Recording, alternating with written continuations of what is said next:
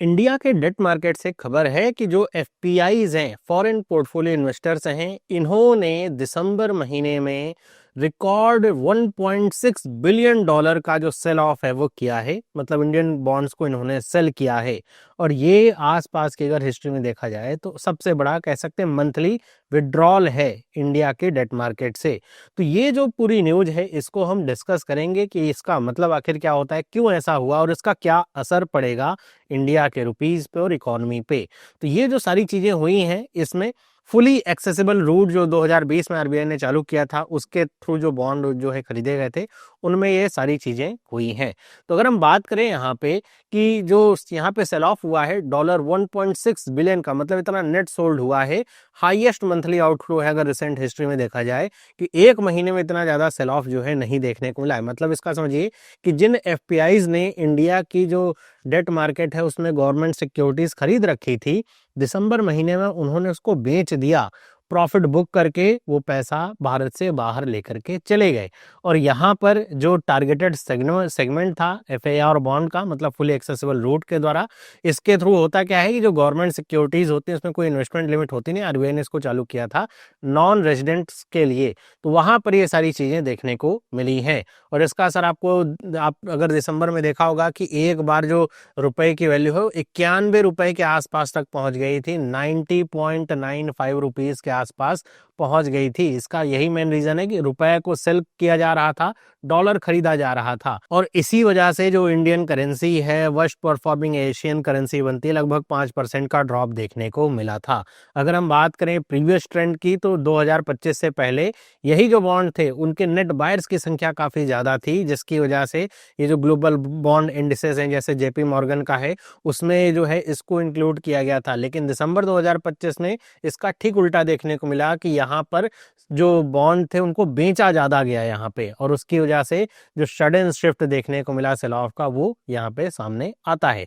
यहाँ पे कुछ चीजें हम पहले डेफिनेशंस के तौर पे समझ लें फिर आगे बढ़ते हैं। जैसे सबसे पहले तो एफपीआई समझ लीजिए, एफडीआई से कैसे डिफरेंट है। तो एफपीआई का मतलब फॉरेन पोर्टफोलियो इन्वेस्टमेंट, मतलब कि अगर कोई नॉन रेजिडेंट है और वो इन्वेस्टमेंट करना चाहता है इंडिया के फाइनेंशियल एसेट्स में, जैसे स्टॉक्स हो गए, बॉन्ड्स हो गए, उसमें तो वो जो है एफपीआई कहलाता है। जैसे एफडीआई में तो पूरा का पूरा इन्वेस्टमेंट होता है वो सारी चीजें, एफपीआई को यहाँ पे किसी तरह का डायरेक्ट कंट्रोल नहीं मिलता है कंपनी पे या फिर एसेट्स पे, वो बस एक तरीके से गवर्नमेंट सिक्योरिटीज खरीद बेच रहे, स्टॉक्स में इन्वेस्ट करें वैसे, तो एफपीआई कहलाते हैं। वहीं पे एफआईआर की बात करें तो ये एक चैनल इंट्रोड्यूस कराया गया था आरबीआई के द्वारा ताकि जो नॉन रेजिडेंट्स हैं वो इन्वेस्ट कर सकें स्पेसिफिक गवर्नमेंट सिक्योरिटीज में विदाउट एनी इन्वेस्टमेंट लिमिट। मतलब इसमें कोई सीलिंग लिमिट नहीं है कि आप अगर आप नॉन रेजिडेंट है इससे ज्यादा आप इन्वेस्ट नहीं कर सकते, ऐसा कुछ नहीं था और गवर्नमेंट सिक्योरिटीज में वो इन्वेस्ट कर सकते हैं। वहीं पे एक टर्म यहाँ पे आपको देखने को मिलेगा बॉन्ड यील्ड का। तो बॉन्ड यील्ड का मतलब क्या होता है कि लिखा हुआ है कि जो रिटर्न इन्वेस्टर को रियलाइज होता है किसी भी बॉन्ड पे वो कहलाता है बॉन्ड यील्ड। और यहाँ पे ध्यान समझिएगा कि बॉन्ड की प्राइसेस और बॉन्ड यील्ड दोनों इन्वर्सली मूव करते हैं। मतलब बॉन्ड प्राइसेस जितनी ज्यादा बढ़ेंगी है ना, वो बॉन्ड यील्ड उतना ज्यादा कम होगा और वाइस एंड वर्सा। अगर बॉन्ड प्राइसेस कम होंगी तो बॉन्ड यील्ड बढ़ता भी। आपको एग्जांपल के थ्रू मैं समझाऊंगा और हेजिंग को भी हम आगे ही थोड़ा समझते हैं।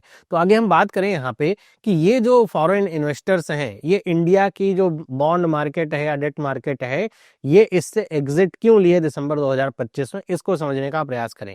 सबसे पहली बात जो शार्प रुपी डेप्रिसिएशन देखने को मिला दिसंबर महीने में वो ऐसा है कि समझिए कि उन्होंने जो पैसा लगाया, लेट से ऐसे कि अगर उन्होंने $1 लगाया है या $100 मान लेते हैं, $100 लगाया और जब उन्होंने डॉलर लगाया था तो उस समय $1 की वैल्यू कितनी थी, 84 रुपीज के आसपास थी। तो उन्होंने लगभग 8400 रुपए लगाए है ना, डेट मार्केट में लगाए हैं। लेकिन दिसंबर में वही जो $1 है वो बढ़ करके लेट से हो गया 90 रुपए के। तो ऐसे में जब वो जो पैसा है उनका जो 8400 रुपीज है वो जब उसको कन्वर्ट कराएंगे डॉलर में तो उनको $100 थोड़ी ना मिलेंगे, अब तो उनको नए हिसाब से पैसे मिलेंगे जो कि लगभग 92-93 डॉलर के आसपास होंगे। तो उनको लग रहा है कि यहाँ तो नुकसान हो रहा है, मतलब इसमें जो इंटरेस्ट वगैरह भी आप जोड़ दीजिए तो उनको लगेगा कि कुछ ज्यादा फायदा तो यहाँ हो नहीं रहा है। तो इस वजह से उन्होंने ये देखा कि जो करेंसी है लोकल करेंसी वो रिड्यूस कर रही है अपनी वैल्यू और जिसकी वजह से जब कन्वर्ट किया जाएगा उसको यूएस डॉलर में तो वहां पर उनको जो है कोई ज्यादा प्रॉफिट या लाभ नहीं मिल रहा है। और इसके लिए वो क्या करते हैं, मतलब जब ऐसी चीजें होती हैं तो इससे बचने के लिए जो भी इन्वेस्टर होते हैं वो हेजिंग करते हैं। हेजिंग करने का मतलब ऐसे समझिए कि एक एग्जांपल के थ्रू मैं आपको समझाता हूँ। मान लीजिए कि आप कोई क्रिकेट मैच देखने जा रहे हैं। अब क्रिकेट मैच आप देखने जा रहे हैं और आपने बहुत अच्छे जूते कपड़े पहन रखे हैं, लेकिन वहां पे एक फोरकास्ट आता है कि क्रिकेट मैच देखते हुए बारिश हो सकती है। अब ऐसे में आपने जो टिकट खरीदा है, आप क्या करेंगे कि आप ये जान रहे हैं कि आप टिकट खरीदा है, मुझे मैच देखने जाना है, मैच में मजा भी आएगा और मजा जो है उसको प्रॉफिट की तरह समझिए, तो वो ठीक है। लेकिन आपको जब पता चला फोरकास्ट के बारे में कि बारिश भी हो सकती है, तो आपने सोचा कि अच्छा मेरे कपड़े खराब हो जाएंगे, मैच के बाद मैं कैसे कराऊंगा, या आपको कहीं और बाहर जाना हो, तो आपने क्या किया, एक रेन कोट भी खरीद ली साथ में। खरीद क्या ली, रेंट पे ले ली, एक रेन कोट ले ली रेंट पे। अब रेन कोट सस्ती मिल गई रेंट पे, मान लीजिए $5 की मिल गई आपको रेन कोट। तो आपका जो $100 का जो टिकट था, आपको ये लग रहा है कि मैं मैच भी देख पाऊंगा और अगर बारिश हो गई तो मेरे पास रेन कोट तो है ही, मैं अपने कपड़े भी बचा लूंगा, आसानी से मुझे जो प्रॉफिट है वो प्राप्त हो जाएगा। लेकिन अगर ऐसे समझिए कि जब ये फॉरकास्ट हुई, उसके होने के बाद जो रेन कोट की कीमतें हैं वो $5 की जगह $50 हो गई। मतलब रेन कोट रेंट पे लेने की कीमत $50 हो गई। ऐसे में आपको लगेगा कि $100 का मैं टिकट खरीदूं, $50 की रेन कोट खरीदूं, तो कहाँ की ये बुद्धिमानी है। यही होती है हेजिंग। मतलब ये होता है कि जब कोई इस तरह का इन्वेस्टर होता है कि मान लीजिए जब उसने इन्वेस्ट किया है तब $1 की कीमत जो है वो 84 रुपीज के आसपास थी, लेकिन उसको पता है कि मैं 1 साल 2 साल में जब पैसा निकालूंगा तब तक हो सकता है रुपये की वैल्यू और यहाँ पे मतलब यहाँ पे डी वैल्यू हो जाए, कम हो जाए, रिड्यूस हो जाए। तो वो अगर रुपये की वैल्यू मान लीजिए आगे 1 साल में वो 90 रुपए के आसपास पहुंच जाएगी तो मुझे नुकसान होगा। तो पहले से बैंक से टाई अप कर लेते हैं कि हम 1 साल के बाद अगर हम इस पैसे को निकालेंगे तो हमें एक फिक्स्ड रेट पे ये पैसा चाहिए। मान लीजिए उन्होंने कह दिया कि लेट से 85 रुपीज में ही हम बेचेंगे, तो बैंक वाले भी ये जो कह सकते हैं कि हाँ ठीक है हम कर लेते हैं। लेकिन यहाँ पे ध्यान रखिएगा, अगर रुपये की वैल्यू मजबूत हो जाए, मतलब 80 रुपए की हो जाएगी, तब भी उनको 85 रुपए में ही खरीदना पड़ेगा। एक तरह का समझिए रिस्क यहाँ पे वो अवॉइड कर रहे हैं। तो ऐसे में जब ये हो जाएगा कि ठीक है और इसके एवज में बैंक जो है कुछ फी चार्ज करेंगे, है ना, तो ऐसे में वो कर लेते हैं कि ये हेजिंग हमने कर ली कि 1 साल बाद भी अगर हम डॉलर बेचेंगे तो हमको 85 रुपए में के रेट पे ही मिलेगा, 90 पे नहीं देना पड़ेगा। लेकिन जब बैंक को ही ये पता चले कि आने वाले समय में रुपए की वैल्यू और गिर सकती है, तो वो जो हेजिंग की कॉस्ट है उसको ही बढ़ा दें।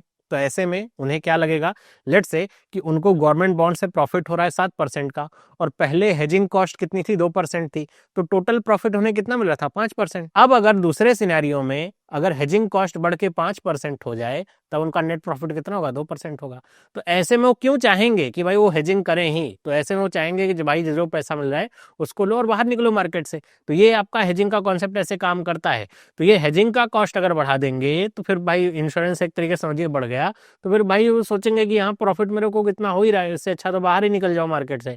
और दूसरा जो ग्लोबल फैक्टर्स भी है इसमें यूएस डॉलर और यील्ड्स को लेकर के, क्योंकि अब जो यहाँ पे यूएस डॉलर है और जो यूएस जो ट्रेजरी मार्केट है वहां पर जो यील्ड है वो भी आपको इंक्रीज होती हुई दिख रही है, तो वो सोचेंगे 2% इंडियन मार्केट से कमाने से अच्छा है कि 4.5% यील्ड मुझे यूएस मार्केट में मिल रही है, तो अपना पैसा यहाँ से निकालो और यहाँ पे लगाओ, ज्यादा मजबूत भी है ना, अट्रैक्टिव है, सेफ हेवन है। तो इसलिए जो है यहाँ पे काफी ज्यादा सेल ऑफ देखने को मिला है। दूसरा चौथा कह सकते हैं पॉइंट ये हो सकता है कि जो 1 साल का टाइम हो गया, फिर 2 साल का टाइम हो गया, या थोड़ा और समय आपका बीत गया, 3-4 साल का समय हो गया, और उनको इन्वेस्टर जो उनको लग रहा है कि ये जो समय है वो सही है प्रॉफिट बुक करने का, क्योंकि उनको लग रहा होगा कि भाई 2026 की शुरुआत में हो सकता है कुछ और ग्लोबल हेडविंड्स आए और थोड़ा स्थिति खराब हो। तो ऐसे चक्कर में वो क्या सोच रहे हैं, हमारा जो प्रॉफिट हो रहा है ईयर एंड पे हम उसको बुक करते हैं और बाहर निकलते हैं और इस पैसे को कहीं और जगह ऐसे लगाते हैं जहां पर थोड़ा हमारा पैसा सेफ रहे और उनको बेहतर रिटर्न भी मिल पाए। तो ये 4 प्रमुख रीजंस हो सकते हैं जिसकी वजह से यहाँ पर जो इतना बड़ा सेल ऑफ देखने को मिला है वो हुआ है। आगे हम बात करें यहाँ पे इम्प्लीकेशंस के, इसके क्या इम्प्लीकेशंस होंगे। पहला इम्प्लीकेशन तो यही है कि प्रेशर आएगा इंडियन रुपी पे, मतलब कि जब इन्वेस्टर्स क्या करेंगे, रुपए में जो बॉन्ड्स हैं उनको सेल करेंगे और उसके एवज में वो डॉलर को लेकर के बाहर जाएंगे। सिंपल सी बात है, मार्केट में रुपया ज्यादा आ जाएगा, जिसकी जितनी ज्यादा संख्या होगी उसकी वैल्यू उतनी ज्यादा और डेप्रिशिएट होगी। तो रुपए की वैल्यू क्या होगी, डेप्रिशिएट होगी, जैसे अभी देखने को मिला 91 को टच कर गई है ना। इसको बचाने के लिए आरबीआई क्या करता है, इंटरवेंशन करता है कि भाई रुपए की वैल्यू डेप्रिशिएट ना हो। तो क्या करता है, वो जो फॉरेक्स रिजर्व में उसके पास जो डॉलर है उसको सेल करना शुरू कर देता है। भाई डॉलर को सेल करेगा और इंडियन रुपी खरीदेगा तो रुपी की जो है आरबीआई के पास जाएगा और डॉलर मार्केट में आएगा। तो जिसकी वैल्यू मतलब जिसका जो क्वांटिटी है मार्केट में जितनी ज्यादा रहेगी उसकी वैल्यू उतनी ज्यादा डिप्रिशिएट होगी। अब अगर डिप्रिशिएट होगी डॉलर की वैल्यू तो रुपया थोड़ा बहुत स्टेबलाइज रहेगा। और यहाँ पर ये भी देखने को मिलता है कि जब ऐसा होता है कि जब जो बोरोइंग कॉस्ट, ये जो बॉन्ड की जो यील्ड है वो बढ़ती है तो बोरोइंग कॉस्ट भी बढ़ जाती है। अब इसे ऐसे समझिए, सबसे पहले बॉन्ड यील्ड भी यहाँ पे आपको समझा देता हूँ। ऐसे समझिए कि मान लीजिए सरकार ने 100 रुपए का बॉन्ड एक निकाला है, 5 साल 10 साल 25 साल कितने का भी है, उस पर सरकार ने कहा है कि हम हर साल 5 रुपए का इंटरेस्ट देंगे, लेट्स से 5 रुपए का इंटरेस्ट देंगे। तो ऐसे में अगर आप 100 रुपए का बॉन्ड खरीदते हैं तो आपको सरकार हर साल 5 रुपए क्या करेगी, इंटरेस्ट के तौर पे देगी। 20 साल का बॉन्ड है तो 20 साल तक 5-5 रुपए, और आखिरी साल में वो 100 रुपए आपको वापस कर देगी। यहाँ पर बात तब आती है, ये तो एक सिंपल सा सिनेरियो हुआ। अब ऐसे में ये समझिए कि अगर किसी को पैसे की अभी जरूरत है ना, उसको लग रहा है कि भाई 2-3 साल तक उसने 5 रुपए का इंटरेस्ट ले लिया, लेकिन अब उसको लग रहा है कि मार्केट सेटना चाहिए, मुझे पैसा और कहीं लगाना चाहिए। तो वो अगर जाए किसी को कह दे कि भाई ये बॉन्ड है मेरे पास गवर्नमेंट का, 90 रुपए में मेरे से ले लो। आप 90 रुपए दोगे और आपको सरकार तब भी 5 रुपए ही देगी। ध्यान रखिएगा यहाँ पे ये फिक्स्ड रेट होता है, मतलब 100 का 5% 5 रुपए ही नहीं, बस वो 100 का 5% जो कैलकुलेट होगा, इसने आगे बॉन्ड 90 रुपए में अगर किसी को बेच दिया तो बॉन्ड की वैल्यू कम नहीं होती है, बॉन्ड 100 रुपए का ही रहेगा और उस पर 5 रुपए ही हर साल प्राप्त होगा। तो ऐसे में क्या हुआ कि बॉन्ड की वैल्यू क्या हो गई, कम हो गई। लेकिन अब बॉन्ड का यील्ड देखिए बढ़ गया, क्यों? पहले 100 रुपए पे 5 रुपए मिल रहा था, जिसने 100 रुपए लगाए थे उसको 5 रुपए मिल रहे थे, मतलब 5% समझिए। अब जिसने 90 रुपए लगाए हैं उसको 5 रुपए मिल रहे हैं, तो 5 बटे में अगर आप 90 करेंगे तो यह आएगा 5.55%। मतलब जो बॉन्ड यील्ड है 5% से बढ़ के 5.55% हो गई। तो ऐसे में जब बॉन्ड आपकी यील्ड बढ़ रही है तो आप देख रहे हैं बॉन्ड की प्राइस क्या होगी, कम होगी। तो ऐसे में होगा क्या कि मान लीजिए गवर्नमेंट चाहती है कि एक नया बॉन्ड कोई निकालना, कि उसको क्या कोई नया हाईवे बनाना है, कुछ नई परियोजना लानी है, उसको जो है पैसा चाहिए और वो नया बॉन्ड निकालने जा रही है, लेकिन सरकार कहेगी हम उस पर 5% देंगे, है ना। तो ऐसे में लोग कहेंगे कि भाई 5% नए बॉन्ड को लेकर के क्या फायदा है, भाई पुराने वाले ही खरीद लो, उस पे यील्ड ज्यादा अच्छी है। भाई 5% 6% की यील्ड है, इस पे तो 5% की यील्ड है। तो ऐसे में गवर्नमेंट को कॉम्पिटिटिव होते हुए फिर ये जो नया बॉन्ड निकाला जाएगा उसको ऐसे कॉम्पिटिटिव रखना पड़ेगा कि लोग उसमें इन्वेस्ट करें, कहेंगे 5.7%। तो होगा क्या कि जो बोरोइंग प्राइस है वो बढ़ जाती है गवर्नमेंट के लिए भी और जो कॉर्पोरेट्स हैं उनके लिए भी, क्योंकि फिर उनको कॉम्पीट करना पड़ेगा कि जो वर्तमान समय बॉन्ड यील्ड चल रहा है उससे मिलाना पड़ेगा, तभी तो लोग अट्रैक्ट होंगे, वरना लोग पुराने वाले बॉन्ड को ही खरीदेंगे, है ना। इसके साथ साथ जो बैलेंस ऑफ पेमेंट का जो यहाँ पे स्ट्रेस आता है वो भी आता है, क्योंकि हमारे मार्केट से अगर कैपिटल आउटफ्लो हो रहा है तो जो हमारा कैपिटल अकाउंट डेफिसिट है वो आपका वर्डन होता है और उसकी वजह से जो ओवरऑल बैलेंस ऑफ पेमेंट की कंडीशन है उस पर स्ट्रेस आता ही आता है। ये तो सिंपल सी बात है।